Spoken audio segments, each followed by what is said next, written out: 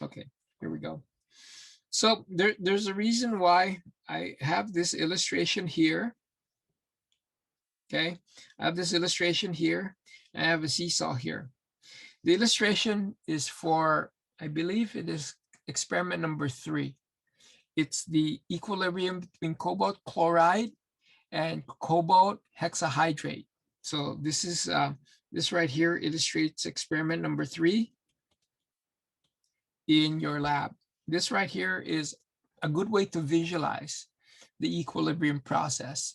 For those of you who had me in 152, I think we touched on equilibrium briefly in that course, and it's a teeter-totter analogy I give. Okay, in this course, we actually are going to go heavy on equilibrium, more math, in other words. So here's the concept of equilibrium. Okay, in any chemical reaction, let's just not even look at a chemical reaction. Let's just look at salt dissolving in water. When salt dissolves in water, what happens is that the ions in salt will break apart. And the reason why it breaks apart, even though there's a lattice energy that holds them together, hopefully you guys remember that from Chem 200, what holds a crystalline lattice together, it's the lattice energy.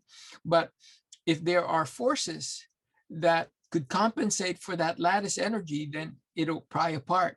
And those forces is the hydration. Water will go in there, they'll orientate themselves so that the negative portion of water, okay, will be attracted to the sodium ion, and then it'll yank it out from the crystalline solid, and then it'll suspend the ions.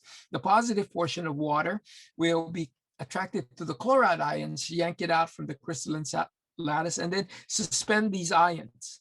So these ions are suspended and stabilized by the water through the hydration process. And that's how things dissolve. Now, you get to a point where if you put too much salt, only a certain amount up to the solubility limit will dissolve. Let's say, let's say the extent of the reaction is 20 or 80%, as I indicated here. Well, that means that there's going to be a certain amount of chemicals that won't dissolve. In actuality, what's going on is that some of the solid will precipitate out. In organic chemistry, we say it crashes. Okay, crashes out when it precipitates, and others will be going back into solution. So you have an equilibrium where some are dissolved, some will crash, and that rate is the same. The rate at which it dissolves and the rate by which it precipitates are the same, and so we reach an equilibrium. Okay, and equilibrium is the speed by which the forward reaction is the same by which as the reverse reaction.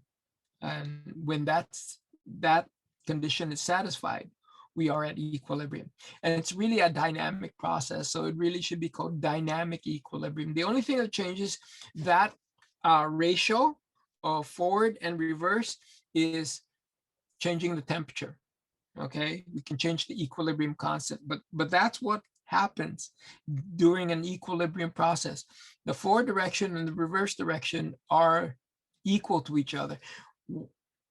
What that does not mean, okay, again, what that does not mean is that it does not mean that the reactant and the product are equal in concentration. They could be different. The product could be more than the reactant, but as long as their exchange are equal, the concentration doesn't seem to change. Okay, the reactant could be more than the product, but as long as their exchange is the same, the concentration doesn't change. Okay, so that's what we have here. So we can write that in a mathematical formula in terms of this right here. Okay, we can say that A goes to B, and then the forward direction is A converting to B, and we can write that the rate in terms of kinetic is equal to K, rate constant times the concentration of A. That's an elementary step. We must assume that that particular reaction has one elementary step. That means the reverse also is the elementary step. And so we can write the reverse reaction as rate reverse is equal to KB, the rate in the reverse direction, times B. Now, we just said that at equilibrium, these two are equal. The rate forward and the rate reverse are equal. So if we set this equal to each other, then what we have is Kf times A equals Kb times B. That's because at equilibrium, the rates forward and the rate reverse are equal to each other. So what we can do is we can gather the K's. We can say that Kf over Kb is equal to B over A. But a Kf and Kb, remember, Kf and Kb are not equal to each other. Only the rates are equal to each other. If Kf and Kb were equal to each other, then that would be 1, in which case it generally isn't. They're not equal to each other. This right here is what we call the equilibrium constant, and that's just B over A for the simple reaction. Notice B is the products and A is the reactant. It's always products over reactant, K equilibrium. So that's how we derive the simple, for the simple reaction, A going to be what we call the mass action expression. Now, this reaction right here is actually a real life experiment in which NO2 is in equilibrium with N2O4, and we can cause changes so that it's going to favor one side of the reaction versus the other. We can change the condition so we have more of N2O4, or we can change the condition so we have more of NO2, and we can do that by changing the temperature. So let me just show you this movie real quick, okay, to show you. And this is what you guys are going to be doing in lab as well. You guys are going to be, well, you're not going to be doing it. You're going to be watching it because, again, everything's virtual. But you guys are going to be watching what happens to the concentration of the chemical, or what happens to the chemical as you change the conditions. Okay, so let me just show you this real quick and show you this movie. And it's a movie that's embedded in my PowerPoint, but before class, when I was playing it, my PowerPoint would crash, and I don't know why. But let's take a look at this. We will look at the equilibrium between NO2 gas and N2O4 gas. NO2 gas is a brown-colored gas. N2O4 is colorless. We'll place the tube in an ice bath. We notice that the color in the tube gets lighter. The concentration of NO2 has decreased. It indicates that the equilibrium has shifted in the forward direction towards the N2O4. If we cool a reaction, the equilibrium is exothermic in the forward direction. We'll place the tube in a warm water bath.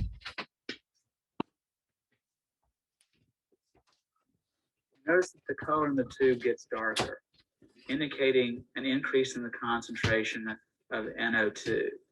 As we warm a mixture, it shifts in the endothermic direction.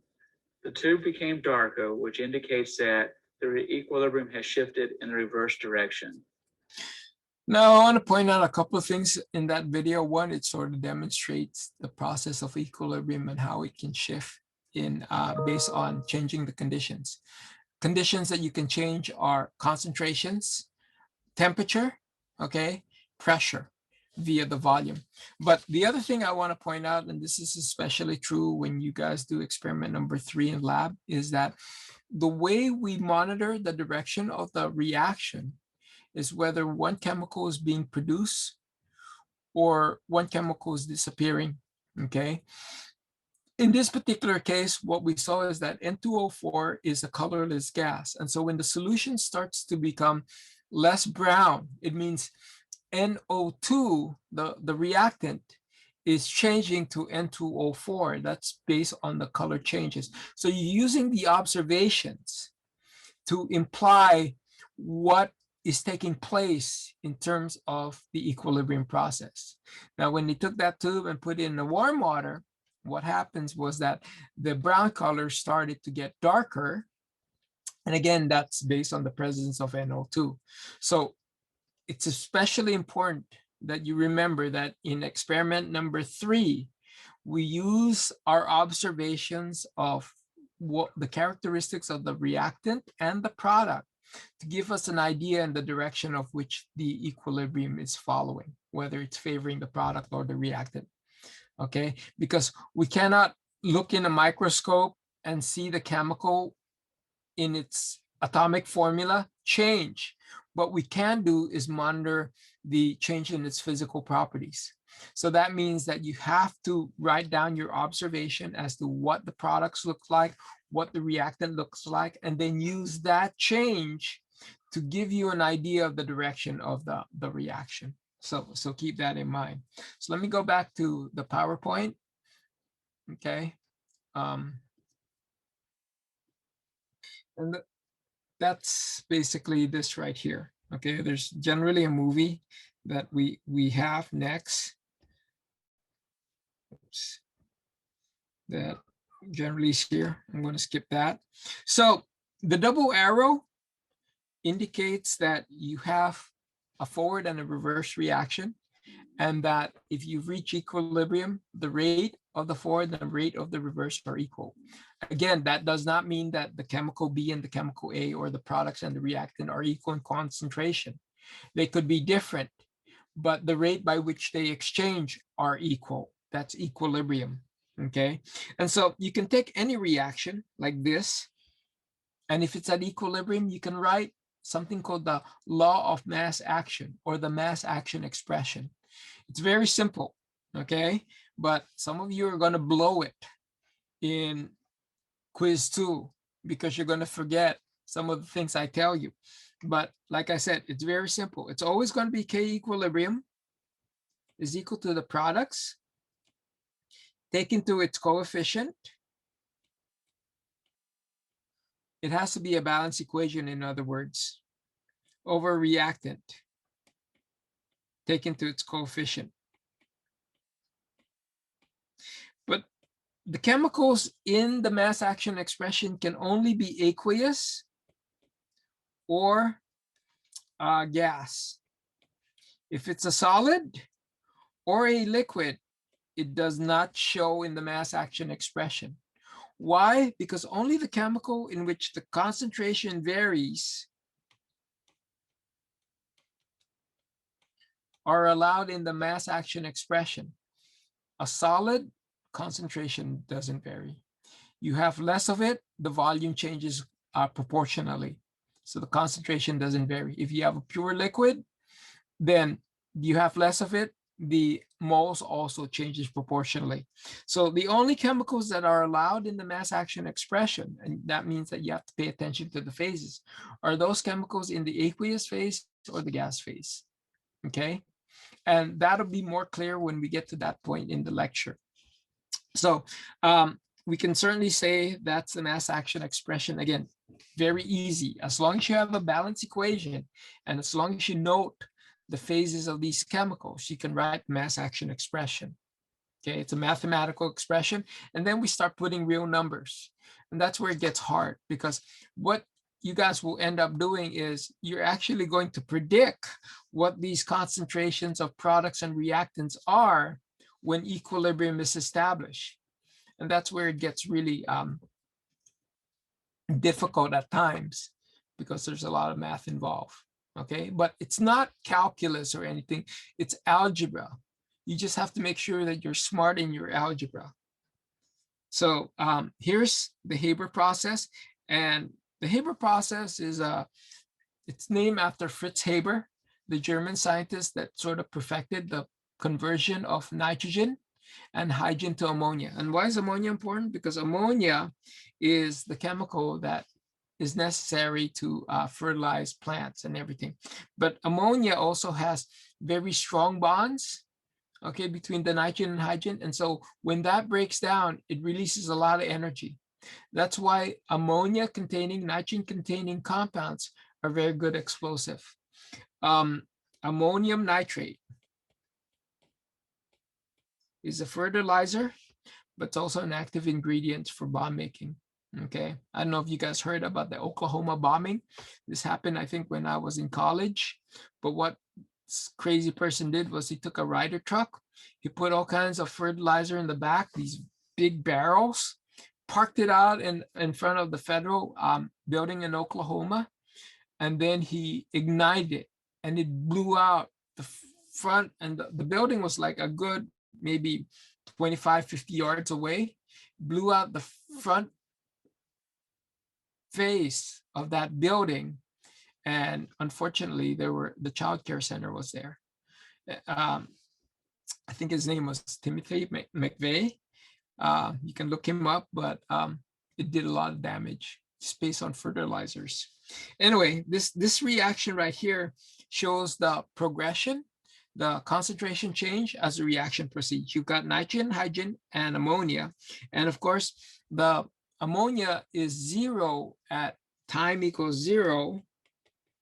And then the nitrogen and hydrogen are going to be in the vessel. They're going to charge the vessel with these chemicals. And you notice that the rate by which the hydrogen changes and the rate by which the nitrogen changes is 3:2. Why? Because the coefficient is 3 to 1, because the coefficients are 3:1. And then the amount of ammonia that's produced is twice the speed by which nitrogen gets consumed. So these curves are proportional to each other. And we learned that from kinetics. Okay. And then there's a time, and this time is called the equilibrium time, TEQ, in which the concentration doesn't change anymore. Because at that time, what happens is that the products now, there's sufficient products that they can back react and form reactant. There's enough ammonia that is produced that the ammonia can decompose and form hydrogen and nitrogen. So notice that in this reaction, the concentration of nitrogen and hydrogen are not equal to the concentration of ammonia. But yet, at this point, anytime after that, you have an equilibrium process. The exchange are equal, okay? So that's what I wanted to point out in this particular curve. Okay, this is the mass action expression. We say K equilibrium. If these chemicals are molarity, remember we can only put AQ in the mass action expression, then we say K equilibrium is KC. C stands for concentration. If these concentrations are atmosphere, which means that they're gases, then that KC is not a KC anymore, it's a KP. Sometimes KC and KP are equal. Sometimes they're not. We will talk about that when we progress through this discussion. But products over reactant, products over reactant right here. And notice these are gas, but let me show you a trick, okay? And you'll see this. We'll skip this video, okay? Before I get here, I want to show you a trick. And the reason why I want to show you this trick is because the AQ, molarity, and G, atmosphere, are very related to each other, okay?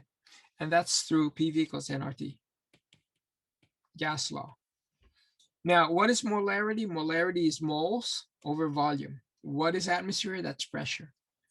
Look at this equation.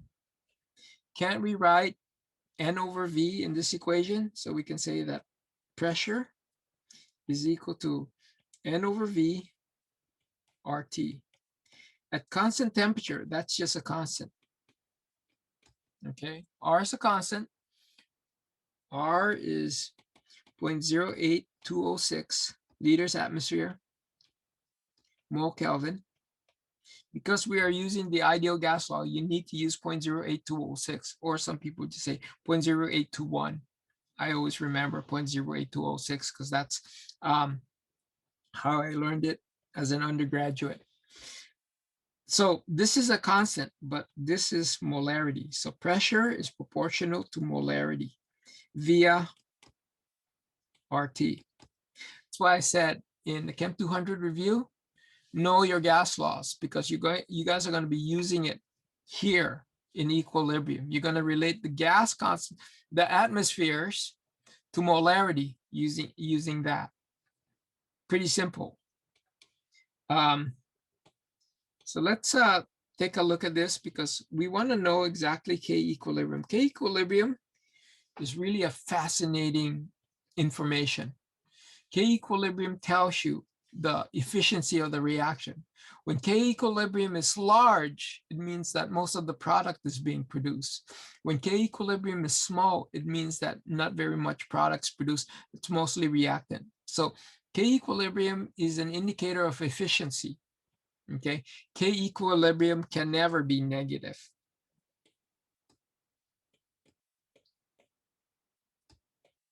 There's no such thing as a negative K equilibrium. It's always positive, but it can be very small, 10 to the minus 60, 10 to the minus 90, 10 to the minus 30, or it can be very large, 10 to the 8th, 10 to the 20th, but it's never negative.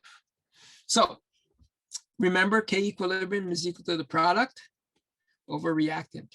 So it tells you the ratio of products over reactant taken to their coefficient. Okay, taken to their coefficient based on the balance equation.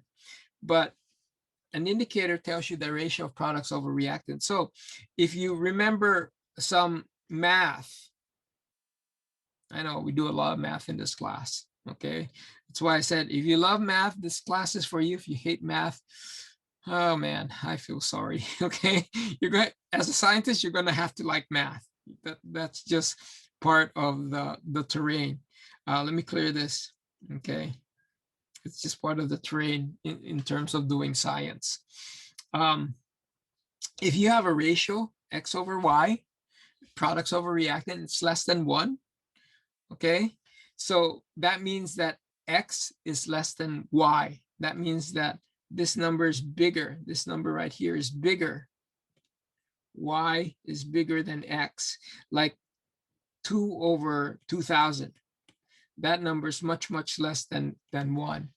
Okay, so the equilibrium constant tells you that the product, that would be the number in the denominator, is huge compared to the reactant, I mean, is huge compared to the product. Physically, what does that mean? It means that the reactant hasn't really gone to the product that much. The reaction is pretty inefficient. The efficiency is measured by how much product is produced. If you can produce 100% product, you're very efficient reaction. If you produce very little product, you have a very inefficient reaction. Okay, equilibrium tells you the efficiency of the reaction. If you got a small number, very inefficient. Very large number, very efficient. And that tells you something about the magnitudes of products and reactant. Let's take a look at here again. For X less than Y, the denominator dominates. That's the number in the bottom. It means that the reactant is going to be remember, when a reaction occurs, these things don't happen in separate containers. They happen in the same containers. You have both reactant and product in the same mixture. But what this is telling you is that when the reaction seems to stop, most of the chemical in that mixture are reactant when K equilibrium is small. So you need to visualize it that way, okay? When K equilibrium is large, okay, when K equilibrium is large, so X over Y is greater than 1, then we say that the product is greater than the reactant. And if it's very large, it's a very efficient reaction. Okay, if it's like 1,000 or 20,000, then it's a very efficient reaction. Okay, so yeah, there's a question that you guys have. So the kinetic group work is actually going to be due Wednesday before class. That way I can talk about it. So keep that in mind. Okay, I've changed the due date on that. So let's continue on. When they are equal to each other, and what I mean by equal is that K equilibrium is like 0.01 to about 100. Now you might say that 0.01 does not equal 1, 100 does not equal 1, but when you're talking about moles, and remember moles are 10 to the 24th, when you're talking about moles amount, 0.01 and 100 are pretty much close to 1 as possible. And what does that mean? It means that the reactant and product are about the same amount. They're about even in that mixture. They're about even in population. If it's 100, more so for the products than the reactant. If it's 0.01, more so for the reactant. Okay, but that's what we mean by this right here. Okay, that's what it means by this right here. So here's a cartoon. Here, what we have is this is the reactant, this is the product, and very little product is formed. Okay, that K equilibrium is less than 1. Here, this is the reactant, this is the product. So again, at equilibrium now, this is a snapshot of the equilibrium. Very little of the reactant is left. This K equilibrium is greater than 1. Here, they're about even. There may not be the same, but they're about even if you just look at it. So here, K equilibrium, approximately equal to 1. Okay, so the meaning of K equilibrium is the efficiency. It tells you the ratio of products over reactant, and you can use that in terms of getting information about the reaction. Okay, so this is just a summary of what's going on. So these are just questions based on what we've talked about so far. What is the distinction between rates and the extent of the reaction? Rates, the speed by which it gets there. The extent is how much product versus reactant that you might have. What does the term dynamic equilibrium mean? It means that the amounts are constantly changing. The chemicals are constantly going back and forth. The product's converted to reactant, reactants converting to product, but in equal at the same time, the same rate. And what does the magnitude of K equilibrium mean in terms of chemical reaction? It tells you the efficiency, whether or not you have more products when equilibrium is achieved or more reactants when equilibrium is achieved. If there is no change in concentration of reactant and product at equilibrium, was considered dynamics because it's changing. There's a dynamic process in which if you follow one molecule, that one molecule will form products or break up to its reactant. And so it's constantly changing, but the rate by which the overall products are formed and the rate at which the overall reactants are reformed are the same. Okay. So let's take, I'll probably go about 5 minutes into this, at least introduce this, and then I'll stop there. For those of you in lab, we have a lab at 6:45, and we will talk about what you guys submitted over the weekend, as well as what is due this week, as well as experiment number one. But let's take a look at this. Not at equilibrium. If it's not at equilibrium, then we don't use K equilibrium anymore. Oops. We don't use K equilibrium anymore, okay? What we use is this term called Q, reaction quotient.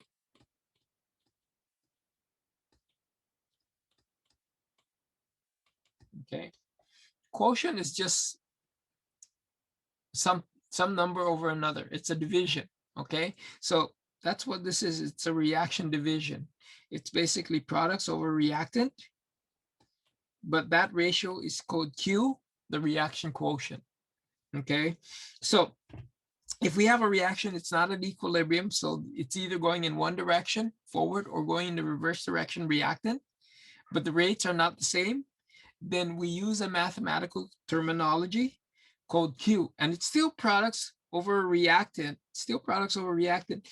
at an instant at a certain time.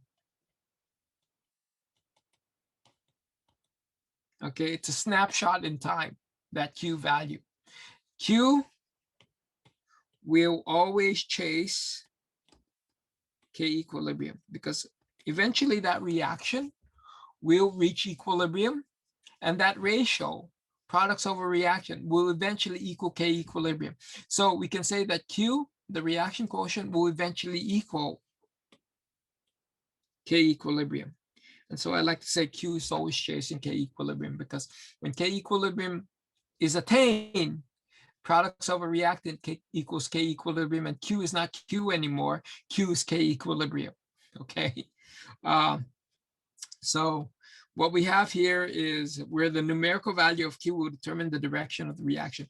The numerical value of Q at some point in time will also tell you whether the reaction is moving in the forward direction or the reaction is moving in the reverse. So that's the information that you get from the reaction quotient. If Q is less than K equilibrium, so if we have a number line here, and let's say this is 100, and let's say that this is 10, and let's say that just for the sake of argument, this is K equilibrium, K equilibrium equals 100. And let's say for this instant in time, Q equals 10, Q needs to go up to 100. It will eventually reach 100 because that's the equilibrium process. So how does that happen? Remember that Q is equal to products over reactant. In order for that number to go from 10 to 100, products have to become larger. When the number in the numerator gets larger, this value, Q, gets larger. And we want Q to be larger going from 10 to 100. This number R needs to get smaller because when the number in the denominator gets smaller, then the overall ratio, the overall quotient gets larger. What does that mean physically? Again, we're showing how the math tells you the story about the physical phenomena. That means physically, if products are going up and reactants are going down, doesn't that mean that the reaction is moving in the forward direction? That's the physical meaning. When Q is lower than K equilibrium, smaller than K equilibrium, then Q is chasing K equilibrium. That means that the reaction will move in the forward direction. More of the reactant needs to be consumed, more of the product needs to be produced. What happens when Q is greater than K equilibrium? Let's say that K equilibrium is now 10 and Q is 100. Then this ratio right here, P over R, needs to become smaller, okay? And the way we make that ratio smaller is we make the numerator smaller and the denominator bigger. Physically, what does that mean? It means that the products are getting smaller and the reactants getting bigger. That means that the reaction is moving in the reverse direction. So we can now use this and this mnemonic device, a line notation, where Q is relative to K equilibrium to give us an idea of the direction of the reaction, okay? And that's probably where I'll leave off for now, okay?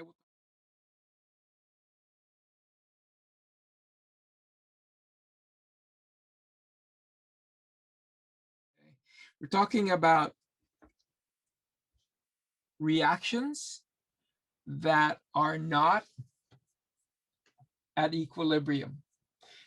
Remember that the equilibrium, the mass action expression is going to be the expression that you use to calculate an equilibrium constant. But the criteria is that all the chemical concentration in that mass action expression has got to be at equilibrium, okay? So if it's not at equilibrium, then we're going to use the reaction quotient. We're going to use the reaction quotient. Sorry if I keep looking away. I'm trying to set up my second computer. So that's what we have right here, Q. And Q is actually going to be an indicator of the direction of the reaction. Is the reaction still moving in the forward direction, or is the reaction actually progressing in the reverse direction? So that's what we're going to take a look at here, okay? So I think I have you guys now in my second computer, okay? So I can see what I'm talking about.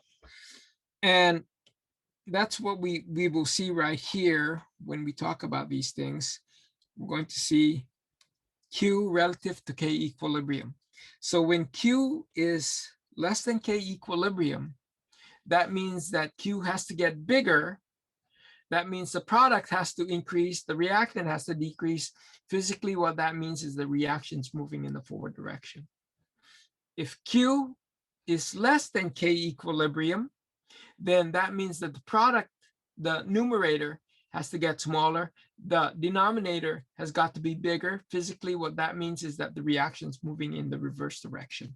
So that's what we see right here. Okay, so let's take a look at this Haber reaction again. And what we have at this point right here is that we're at equilibrium,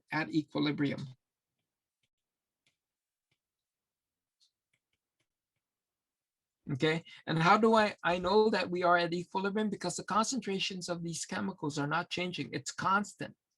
But that doesn't mean that the reaction has physically stopped. We are at dynamic equilibrium.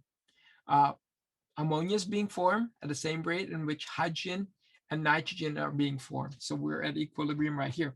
Now, what you guys will learn, or you have learned already from your previous, maybe Chem 152, is that is Le Chatelier's principle. Le Chatelier's principle basically says that if you put a stress on the system, the reaction is going to respond to that stress and sort of relieve itself, okay, change the makeup of the chemicals so that the concentration goes back to a value in which, if you put it into the mass action expression, that mass action expression will equal K equilibrium, as long as you don't change the temperature. So what we are doing is we're putting a stress right here. We're changing the conditions. We're adding more hydrogens. So the reaction is this right here.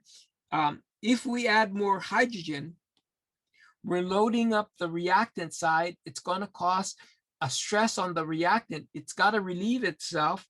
It takes that excess and produce more products. So it means that the reaction is going to be forced to go in the forward direction, to the right. And that's what you see. This is the stress right here. Don't look at that though, okay? Look at what the chemicals do in response to that stress. And what you can see is that if you take any concentration here, here, and here at some time, and you put it now in that products over reactant, hydrogen cube times nitrogen all over ammonia, and you use these concentrations right here, you will find out that that value, which is Q because we're not at equilibrium, is going to be, in this particular case, less than K equilibrium. It's going to be less than K equilibrium. So if it's less than K equilibrium, what does the reaction need to do? It needs to be the same as K equilibrium. That means the reaction is going to go in the forward direction. But just look at the trace of these lines. Hydrogen starting to decrease. Nitrogen starting to decrease. Physically, what does that mean? It means that the reactants are being consumed.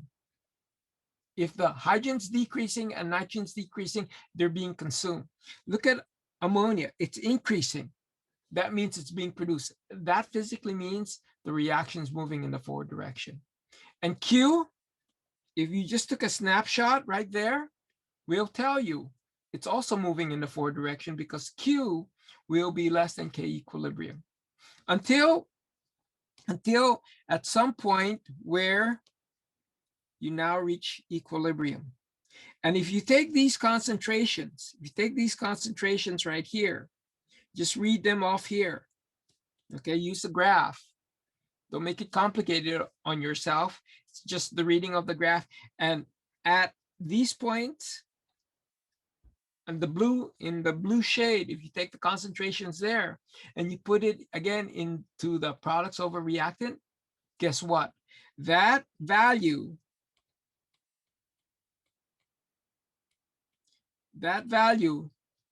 will actually equal K equilibrium, and it's going to be equal to the value that you would have calculated if you took these concentrations right here. Okay, that's the amazing thing about K equilibrium. No matter what you do to the chemicals, as long as you don't change the temperature, they will always adjust so that the products and the reactant are such that it equals this number. Why do you think it's called an equilibrium constant? Equilibrium tells you that the process we're studying, and it's constant. It doesn't change. It'll always go back to that value. Q can change, but Q is always chasing K equilibrium.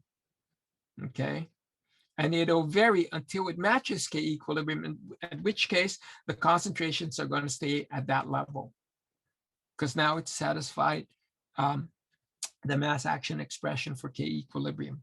So This is something that we will talk about in, I think, section 3. It's Le Chatelier's principle. Le Chatelier's principle, I already told you what the basic concept is that if you have, the reaction has to be at equilibrium first. It has to be at equilibrium. You can't have like at the beginning.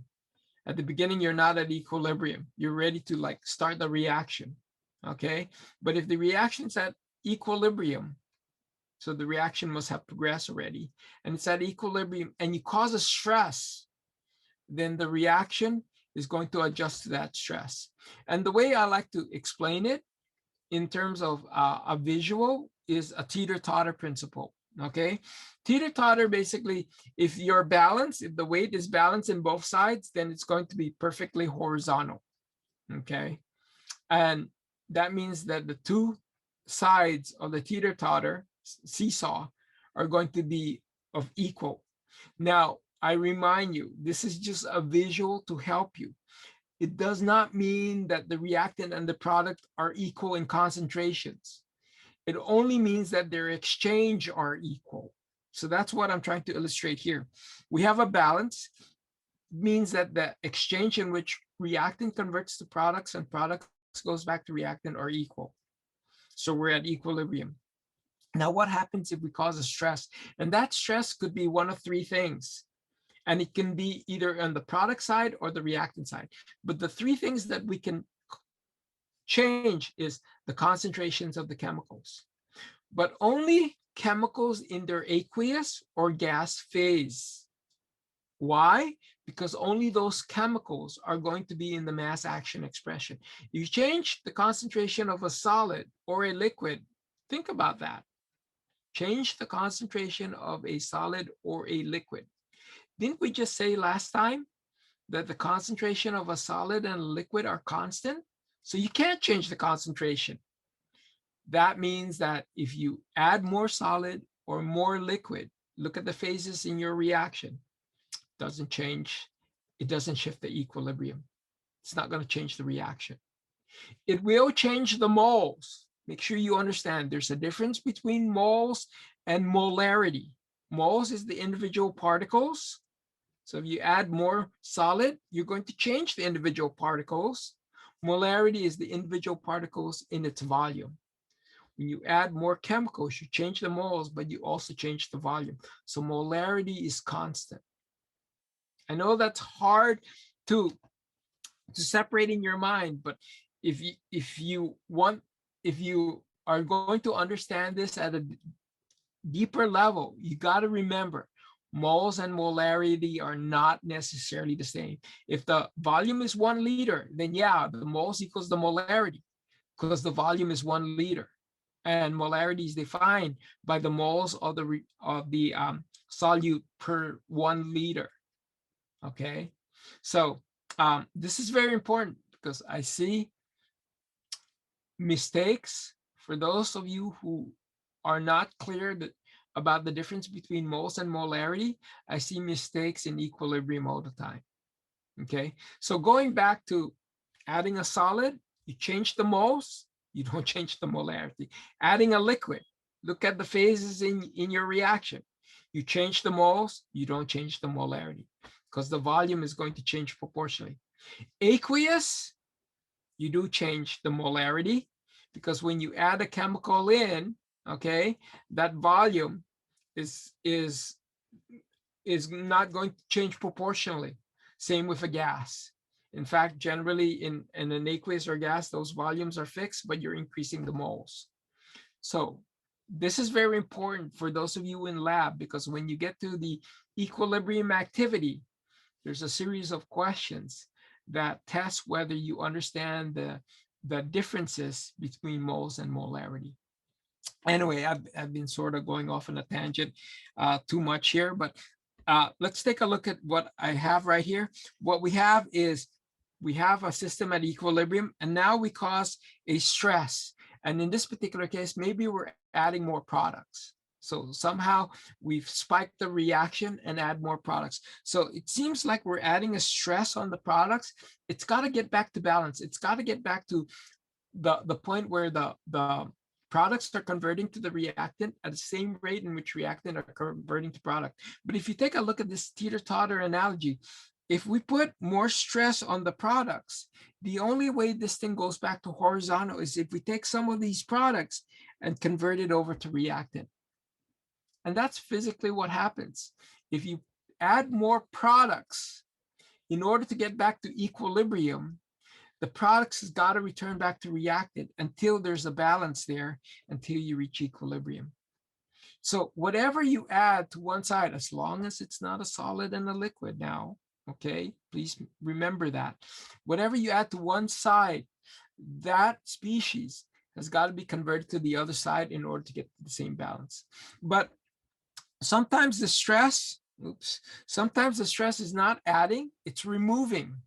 Okay, if you remove, that's called a deficit. We call that a deficit for lack of a better word. So if we have this equilibrium right here and we start to remove the product right here, then our teeter-totter will look like this.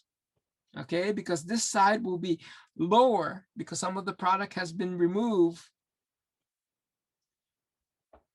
Okay, so in this particular case, if the teeter-totter is like this, so that we've removed the product, the only way this thing will get back to equilibrium is if some of the reactant now converts over to the product, so that again, we reach equilibrium. So you see, when we have a deficit, the reaction responds by replacing whatever is being taken away, and can only be replaced by the chemical on the other side of the teeter-totter. You always got to get to perfect horizontal in the teeter-totter analogy, and the reaction will adjust itself so that you get back to equilibrium. Unlike what you guys learn in Chem 200, the reaction is not 100% a product. There's actually, most reactions are equilibrium process.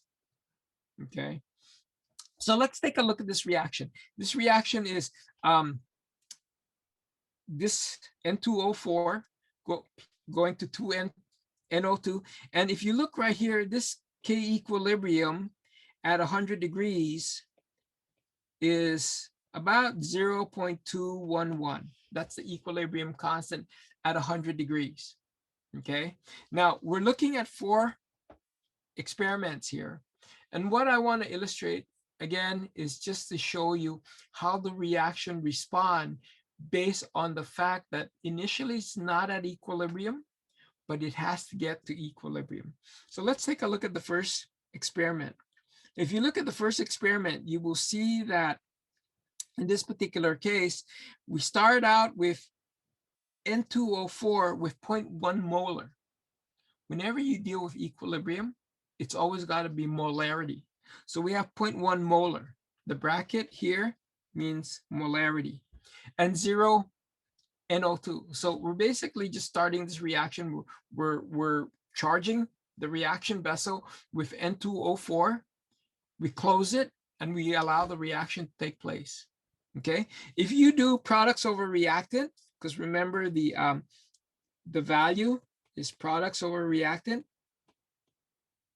taken to the reactant here is squared, because we have this right here. If you have products, which is in this particular case, sorry, product is squared. Okay, product is squared and reactant is not squared. So product squared over reactant. This is your product squared over reactant. So if you have a product and it's 0, because that's what we have right here, and reactant is 0.1, then 0 over 0.1 is 0. Q is 0 at this point. K equilibrium is what did we say? K equilibrium is 0.211. Q 0 is less than 0.211. The reaction has got to go in a forward direction. Makes sense. Makes sense. And that's exactly what happened. At equilibrium now, for same experiment, this thing goes down, the N2O4 goes down, that means it's being consumed. The NO2 is going up, that means it's being produced. That means that the reaction went in the forward direction from our initial to its final until it reaches 0.211, then it stops, or we've reached equilibrium. Let's take a look at the second reaction here. We have 0 N2O4, okay, we have 0 N2O4, and we have 0.1 squared NO2. Well, 0.1 squared divided by 0, that's infinity. Okay, that's infinity.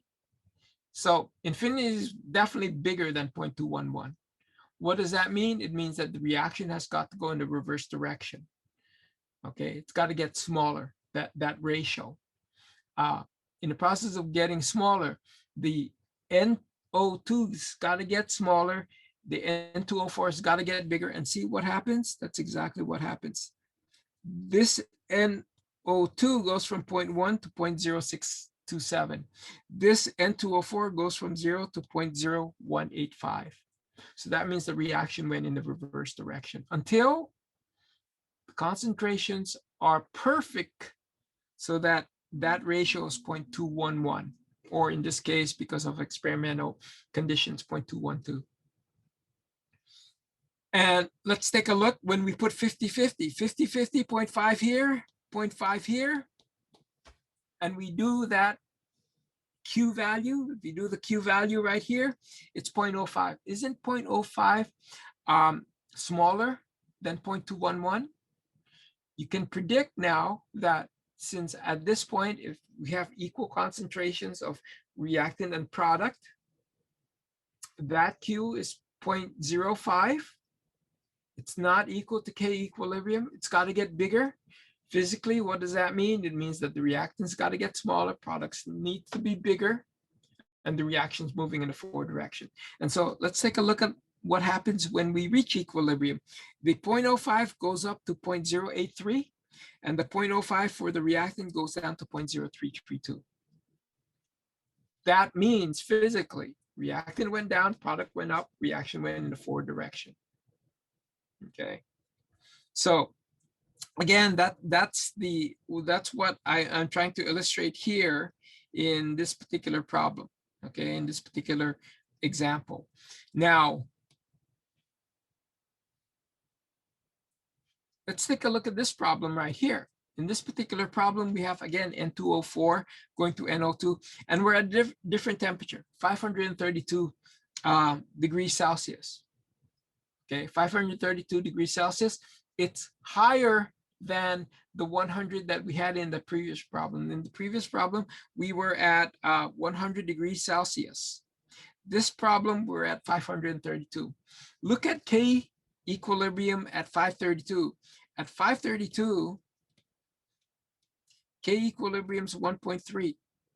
At 100, K equilibrium is 0.211. Okay. At higher temperature, the equilibrium gets larger. Sometimes that's not the case. Sometimes that's not the case. At higher temperature, the K equilibrium constant can actually get smaller. Okay, think about this. I want to pose this as a question to you. You're at 100 degrees. You have a K equilibrium 0.211. All of a sudden, you raise the temperature to 532. Okay, you raise the temperature 532. At that point in time, did you add any chemicals? Did you remove any chemicals? No, all you did was change the temperature. Okay, all you did was change the temperature. But the K equilibrium constant went up to 1.32. At 100 degrees, you had a certain concentrations of your N2O2, N2O4, and NO2. You had a certain concentration at 100 degrees. You raise the temperature now, and all of a sudden the K equilibrium explodes up to 1.3. Okay. At 100 degrees, the products over reactant equal 0.211. At 532, it now has to equal 1.3. What has to happen physically in order for 0.211 to go up to 1.3. Exactly, most products. Exactly. So physically, what does that mean? It means that the reaction is moving in what direction? Put in the chat. Right, exactly. If you increase the temperature and you're causing that reaction to move in the forward direction, what do you think the thermicity of that reaction is? Do you think the reaction's endothermic or exothermic? Remember, endothermic means that put in more energy in the reactant side, produce more product. Exothermic means that put more energy on the reactant side, it produce more reactant. So what do you think would, the fact that it moves to the right as we increase the temperature, what do you think is the reaction? Do you think it's endothermic or exothermic? Make a guess in the chat. Okay. You guys contribute. Even if it's wrong, I won't count it. It's endo, exactly. Now, the reason why that's important is because we're going to see this concept later on, I think in 15.3. And you will see exactly why that's the case. Okay, why that's the case. But this is really important. You can now predict based on the change in the Ka equilibrium, whether the reaction is exothermic or endothermic. Okay, we'll see this again in 15.3, but I just wanted to put it out there for you guys so that for those of you who couldn't be exothermic, because in an exothermic reaction, you raise the temperature of the reaction, you get more reactant. In this particular case, the fact that K equilibrium is larger at 532 than at 100 means that the reaction is physically moving in the forward direction. Okay, that's what it means.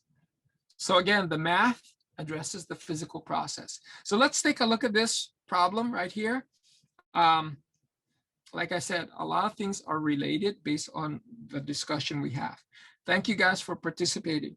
If you take a look at this right here, we have these concentrations, it's 0.133, but you can see that this right here at 532 is 1.3. So this Q is smaller than 1.3. Of course, the reaction, if we have these concentrations, has got to change. It's going to be moving net forward direction. Okay, so use Q to say whether the reaction is moving in the forward or the reverse direction. And you can use this mnemonic device. Q is small. It has to always match K equilibrium, because reactions, they don't die, as one bumper sticker states. Reactions don't die, they only reach equilibrium. Okay, so that's basically what's going on here. Here, I'm kind of showing you the fact that for heterogeneous system, that is for solids and liquids, the concentrations are constant. Okay, concentrations for a solid is constant. I think we already talked about that. And here's an example. Let's take a look at this reaction right here. Notice this is a solid and that's a solid. So if I were to ask you, write the mass action expression for the decomposition of calcium carbonate to calcium oxide and carbon dioxide. Okay, that's how limestones decompose. Okay, it converts to calcium oxide and a lot of carbon dioxide. But if you write the mass action expression, you will see that this is what you would initially write, products over reactant, but you should recognize, don't forget, calcium oxide is a solid, calcium carbonate is a solid. So they are not written in the mass action expression. Only those chemicals in which concentration varies, aqueous and gas, are allowed in the mass action expression. So what do we have here? We have this right here. This is your mass action expression for that reaction. The equilibrium constant is proportional to the partial pressure of carbon dioxide, or if it's in a container, the moles in the volume, the molarity of carbon dioxide. Pretty amazing fact, but that's what you get from equilibrium. Okay, you get that. Now, this is an exercise that I put in the assignment. You guys have till Friday to answer this. Okay, this is, again, what we have is we have a reaction. It's the Haber reaction. It's the nitrogen plus hydrogen going to ammonia, not balance here. Okay, this is not balance equation. And here you see the hydrogen going down. Here you see the nitrogen. This is your nitrogen right here, reaching a concentration right here. And here you see ammonia. This is ammonia right here. So these lines represent ammonia,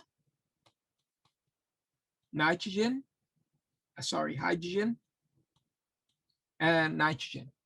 Now, I don't tell you where the nitrogen start, but you should be able to see that in the initial conditions right here. Okay, so this is in your Canvas. I put in the announcement page. Answer this. It would normally be in class, but we're running behind time. I knew we would be running behind time. So at the 2-minute mark, is Q increasing or decreasing? That's this right here. At the 5-minute mark, that's this right here. Is Q increasing or decreasing? Calculate the equilibrium constant at the 4-minute mark. And at that point, everything's horizontal. And at the 8-minute mark. Okay. So do that. You have all the information to answer these questions and write it out on paper. You guys can certainly work together, but submit your own answer. That way, when I go in the grade book, I can see what you've turned in or whether or not you're participating. It's not necessary. This is just an extra credit. Okay. I want to wrap up, and we'll be way behind just because 15.2 was what I wanted to start it, at least get into today, but we're not even going to get past 15.01. I want to talk to you guys about the relationship with K equilibrium. Okay. First of all, let's take a look at this reaction right here. This is phosgene. The reaction is phosgene going to carbon monoxide and chlorine. And that's the decomposition of phosgene. If we write that reaction, we have K equilibrium 1. Suppose we reverse it. This reverse reaction is now, let's say, K equilibrium prime, because we don't know that number yet. What is the expression? What is the mass action expression? That would just be products over reactant. Remember, all of these are gas. So they're all going to show up in the mass action expression, products over reactant. But isn't this expression just the inverse of this expression? In fact, they're just the inverse of each other. So if we want to have these two, we want to see the inverse equilibrium constant related to the original equilibrium constant. What is that relationship? Well, that relationship is just a reciprocal relationship. You guys learn in Chem 200 that if you reverse the reaction, the energy becomes negative. The energy becomes negative. If it's delta H is positive 20 in one direction, let's say that we start at 0, we end up at 20. If it in the forward direction, it's positive 20, then in the reverse direction, it's minus 20. Okay, it's minus 20, it's downhill. That happens for energetics. K equilibrium is not energy. Okay, it's not. And remember what I told you earlier or on Monday? K equilibrium can never be negative, never. Okay, but there is a relationship. Suppose in the forward direction, it's huge. You know, it goes to product almost instantaneously. The K equilibrium is really large. Well, physically, that means there's very little reactant and a lot of product. If we reverse that reaction, okay, reverse that reaction, lots of product, very little reaction. That product wants to stay as that chemical in the reverse direction. It doesn't want to go back to the reactant. So that means that the equilibrium constant in the reverse direction is going to be very, very small. If in one direction it's very large, in the other direction it's very, very small. In fact, it's the reciprocal. It's a reciprocal. Something to the positive 10, if you take the reciprocal of that, is something to the minus 10. It goes from a very large number to a very small number. And that makes sense in terms of the chemistry. If the reaction really wants to produce products and that product is stable, why would it want to go back to the reactant? Yes, the reactant is there, but in very minute quantity. And so that's what we see right here. That forward direction is the reciprocal of the reverse equilibrium constant. Okay, you don't make it negative. You do the reciprocal. As long as the coefficient doesn't change, and you don't change the temperature either. Okay, that's an important concept. In fact, what we can do is we can write a reaction, A going to B, and say this is the mass action expression. And let's write a series of equation that's related to this first reaction and see how the equilibrium constant varies. So if we reverse it, then the reverse is going to be the original equilibrium constant is just the inverse of the new equilibrium constant for the reverse reaction. Okay, it's a reciprocal. If we change the coefficient and make the coefficient 1/2, guess what? Then everything, all these, remember, these things are raised to the coefficient in the balance reaction. Well, everything's going to be raised to the 1/2. Well, that means that the new K equilibrium with that new modification on the coefficient is just the old equilibrium constant to the 1/2 power. Okay, so whatever we do to the coefficient, we also have to do to the original K equilibrium. Let's say we double it. Well, then that means that these things are going to be doubled as well. So the new equilibrium constant is equal to the old equilibrium constant squared. That's this right here. That's square, that right there. Okay. And remember, it's -2. I don't know why I did that. Why is it -2?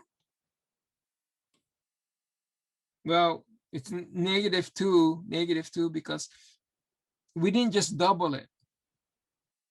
We didn't just double this reaction. Yes, we doubled it, but we did something else. Why is it -2? Anyone know? Why is this -2 right here? Yeah, we inversed it. we changed the directions. Thank you. When you change the direction, it becomes the reciprocal. The fact that we put a 2, we square it. So this is actually equal to 1/K equilibrium squared. Okay. The negative tells you it's a reciprocal. It's just math that you guys know already. What happens when we multiply the overall reaction, change the coefficient by n? Guess what? We just multiply the old equilibrium by n. Okay. So here are certain relationships that is good to know. Why? Because sometimes we have a reaction and we know the equilibrium constant, but we do something to that reaction. We change like the coefficient, or we're looking at the reverse step. And so, and we're not given new information in terms of the equilibrium constant, but we do know the original. So you need to know how to derive that new equilibrium constant depending on what we do with the reaction. This is the main reaction, however, okay? When you change the coefficient, you raise the old equilibrium constant to that new change coefficient, okay?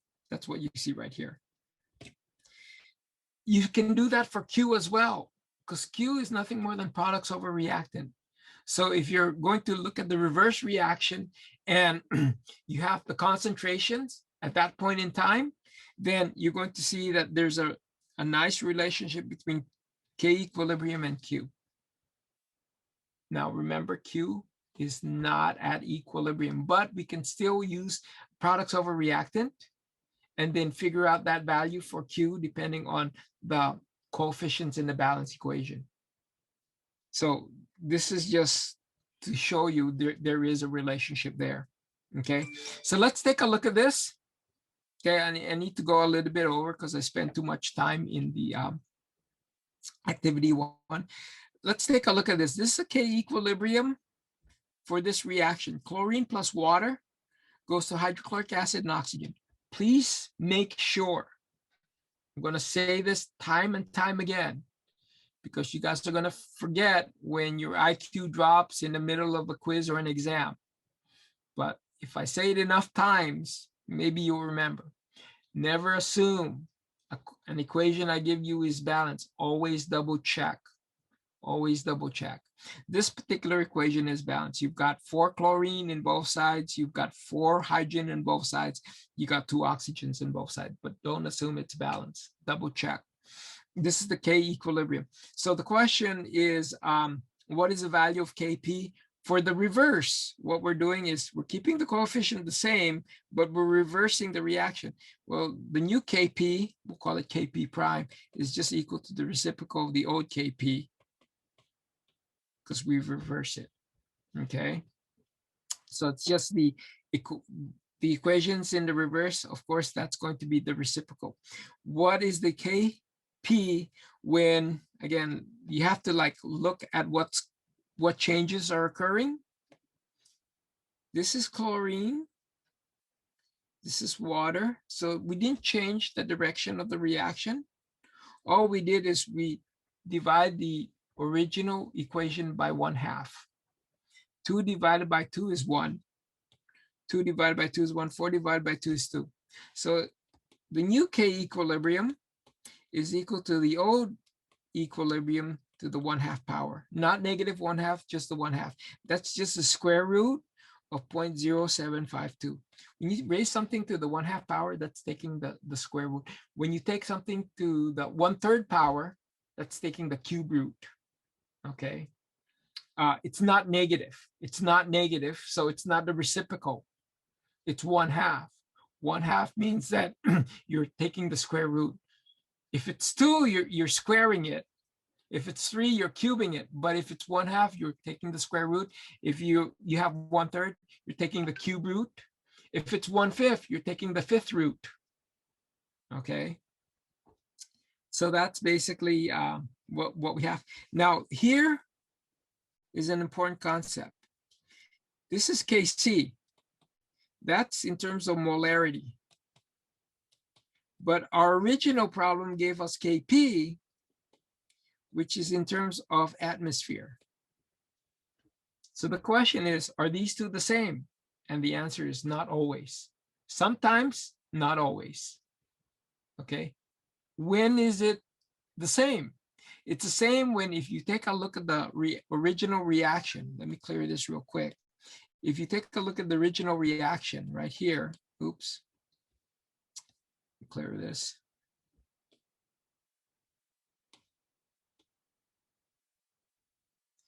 You pay attention to only the chemicals in the gas phase, only the chemical in the gas phase. Even if it's aqueous, you don't pay attention to that. Only chemicals in the gas phase. Why? Because only chemical in the gas phase will obey PV equals nRT. And why is that important? Because P is equal to N over V times RT. Okay? So when the moles of the gas of the product is equal to the moles of the gas in the reactant in terms of the coefficient, then Kc equals Kp. But if they're not, then you have to adjust by RT. And that's what we will see in the next page here. Let's take a look at this. What do we mean by moles of the products? Here we have 4 and 1. So what I mean by moles is the moles in the coefficients of the balance equation. In the product, moles of product equals 5 based on the coefficient.